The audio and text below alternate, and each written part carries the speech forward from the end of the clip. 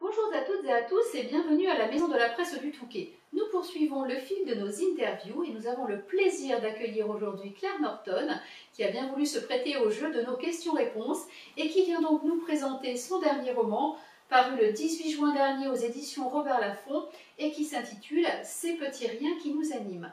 Alors nous avions eu le plaisir de rencontrer Claire Norton lors d'un apéro pocket qui avait eu lieu l'année dernière au sein de la Maison de la Presse. Elle était d'ailleurs accompagnée de Laurence Perrin et de Karen Ponte. Je leur fais un petit coucou. Et donc elle était venue nous présenter son premier roman qui venait de sortir chez Pocket et qui s'intitule « En ton âme et conscience ». Entre-temps, elle a sorti un second roman qui s'intitule « Malgré nous » et qui vient de paraître en poche aux éditions Pocket. Et donc là, Ces petits riens qui nous animent, et donc son troisième roman. Et je peux vous dire que j'ai pris un véritable plaisir à le lire. J'ai véritablement eu la sensation d'être dans un cocon en lisant ce roman, d'être enveloppée de bons sentiments et de n'avoir pas du tout envie de sortir de ce roman. C'est une bulle de bienveillance et surtout Claire Norton aborde un sujet qui me tient à cœur, celui de l'amitié, et elle nous démontre véritablement dans ce roman qu'ensemble on est plus fort. Et qu'est-ce que ça fait du bien d'entendre ces mots-là, de lire une histoire si belle en ces moments un petit peu contrariés et bouleversés. Puis je ne vais surtout pas vous en dire plus, je vais laisser Claire Norton vous parler plus précisément de ces petits riens qui nous animent. Claire, je te passe toutes mes amitiés, je te dis à très bientôt et le mot de la fin, bien sûr, comme d'habitude, tous en librairie, c'est vraiment très très important et un grand merci à vous de nous suivre.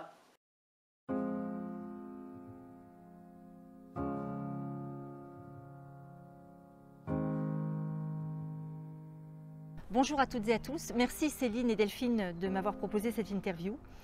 J'ai pensé que la meilleure manière de vous parler de ces petits riens qui nous animent, c'était de vous emmener avec moi là où tout a commencé. Nous sommes donc ici au cœur du parc des Buttes-Chaumont et plus précisément sur le pont où Charlène, Aude, Alexandre et Nicolas vont se rencontrer. Alors ces petits riens qui nous animent, c'est avant tout une histoire de rencontre. Et le roman démarre donc sur trois personnages totalement différents qui ne se sont jamais rencontrés.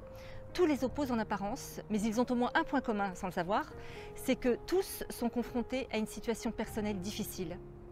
Nous commençons avec Aude, une femme de 42 ans qui pensait son mariage heureux, épanoui, et qui voit son monde s'effondrer quand elle découvre l'infidélité de son mari. Il y a également Alexandre. Alexandre, c'est un jeune homme pétillant, attachant, qui est contraint de faire un choix entre son grand amour et sa famille. Et puis il y a enfin Nicolas qui est un garçon beaucoup plus réservé. Et Nicolas aujourd'hui il est très inquiet parce que ce matin-là, il avait rendez-vous ici même avec son frère et son frère n'est pas venu, ce qui n'est pas du tout dans ses habitudes. Donc Nicolas est très inquiet. Il s'apprête donc à quitter le parc pendant que Aude est sur le pont et se perd un peu dans la vue du panorama. Alexandre promène son chien, il va lui pour traverser le pont quand un cri strident les fiche tous les trois sur place. Face à eux, une adolescente, Charlène, est suspendue dans le vide et elle menace de sauter du pont. Totalement affolée, tous les trois se précipitent vers elle pour la retenir, mais la jeune fille n'accepte de remonter sur le pont qu'à une condition, c'est que tous s'engagent dans une même promesse. Mais aucun d'eux n'imagine alors combien cette promesse va profondément transformer leur vie. Et le sujet de ce roman, ça va être de voir comment ces personnages si différents, que vraiment rien ne prédestine à se rencontrer, comment ils vont devoir mettre de côté leurs propres problèmes pour s'ouvrir à ceux des autres, comment ils vont apprendre à dépasser les apparences pour finir par découvrir un secret bien gardé au fond de chacun d'eux, et comment ils vont apprendre à s'enrichir des forces, mais également des fragilités de tous les autres, pour pouvoir ensuite affronter les difficultés en lien avec leur propre histoire. Alors l'idée de ce roman m'est précisément venue alors je me baladais dans ce parc. J'étais venue justement sur ce pont et je me souviens, il était très tôt donc il y avait peu de monde. Il y avait un monsieur qui faisait son jogging matinal. Je me souviens aussi d'un monsieur qui baladait son chien. Mais je me souviens surtout d'une femme qui a traversé le pont. Elle avait un pas rapide, son visage était très fermé, elle baissait la tête. Et ça m'a suffisamment interpellée pour que je me demande ce qui pourrait amener ces personnes à mettre de côté leurs préoccupations immédiates et à se rapprocher malgré leurs différences d'âge, de niveau social, de personnalité. Et c'est vrai que du coup, ça a amené une autre question. Je me suis moi-même interrogée sur notre disponibilité à l'inattendu, sur notre ouverture à la différence, parce que le fait est qu'on est tous tentés de s'enfermer dans un train-train habituel mais rassurant, dans lequel l'inattendu n'a pas sa place, et à nous entourer de personnes qui nous ressemblent. Et j'ai trouvé donc intéressant de prendre l'idée à contre-pied. Alors avant même de partir sur ces personnages, j'avais envie d'aborder des thématiques reliées à des histoires de vie.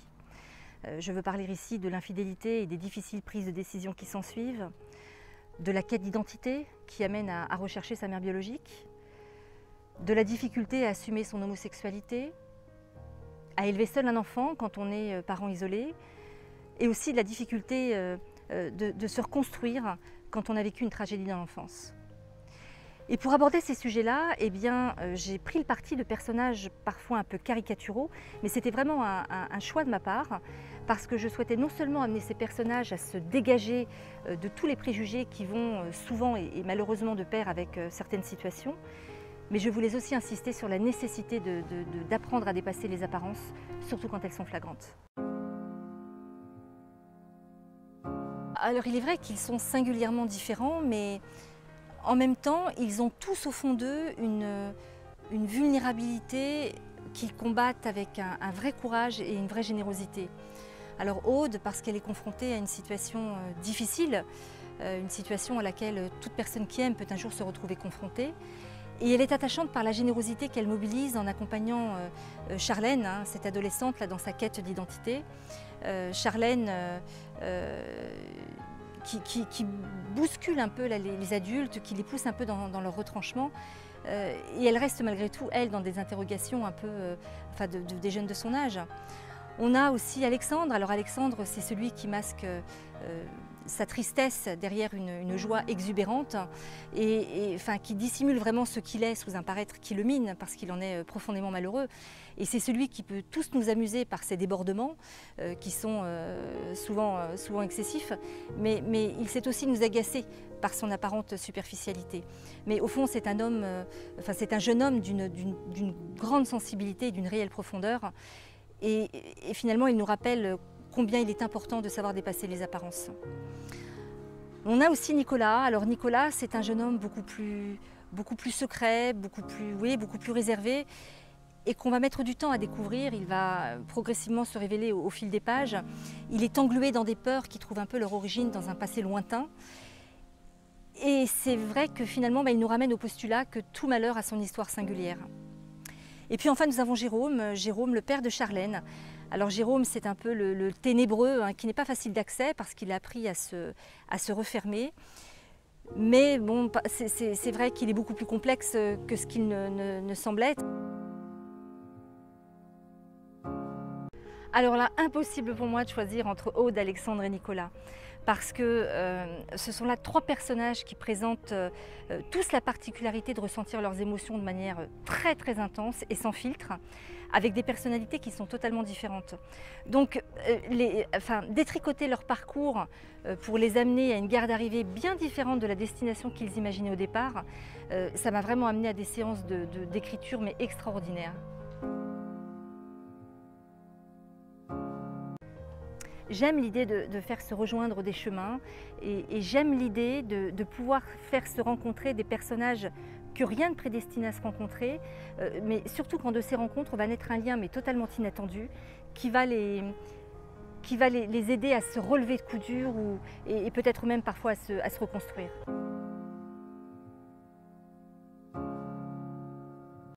Ah oui, c'est un sujet très inspirant même parce que à une époque où les relations apparaissent et disparaissent d'un clic, eh bien je trouve que l'amitié, la vraie, telle qu'on se la représente dans l'idéal lorsqu'elle n'est pas virtuelle, eh bien je trouve qu'elle prend une valeur toute particulière.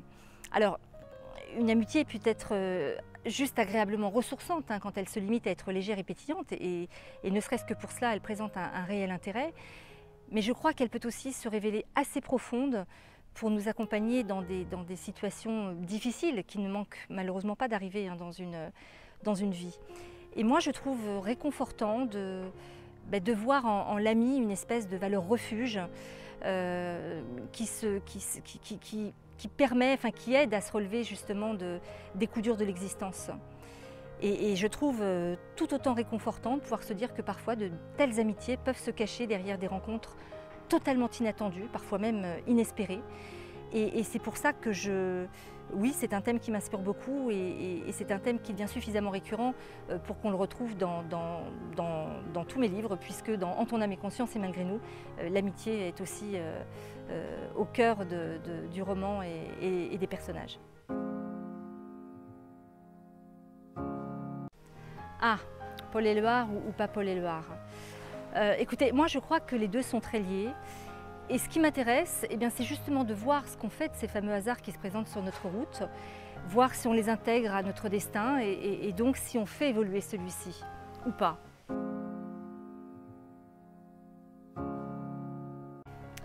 Alors, je dors peu, mais je travaille beaucoup.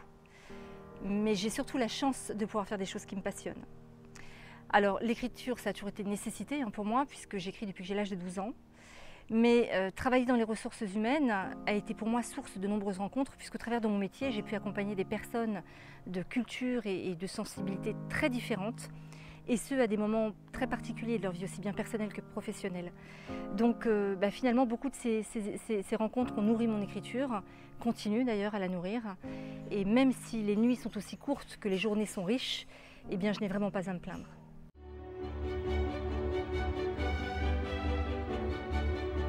Alors, ému, je dirais Le Petit Prince de Saint-Exupéry, parce qu'à chaque fois que je le lis, il réveille aussi bien des émotions d'enfant que des réflexions d'adulte. En tant que maman, Le Choix de Sophie de William Styron. La vie mensongère des adultes d'Elena Ferrante. La cuisine. Je crois que ce serait une musique d'orchestre où chaque personnage serait représenté par un instrument et chaque instrument arriverait progressivement de manière à produire un ensemble harmonieux, un petit peu comme l'œuvre de Pierre et Loulou de Serge Prokofiev.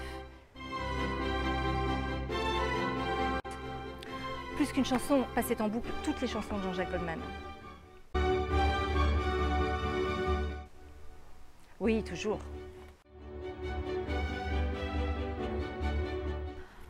Secret. Bon, allez.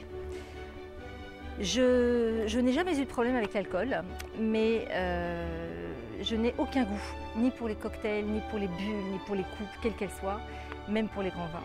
C'est triste, mais c'est ainsi. Et je passe souvent plus de temps à expliquer que je n'aime pas cela. Et pourquoi je n'aime pas cela? Parce que c'est vraiment perçu comme une anomalie. Et du coup, parfois, je cède finalement et je prends un verre. Pour le plus grand regret, ou pour le plus grand plaisir des plantes, je ne sais pas, parce que parfois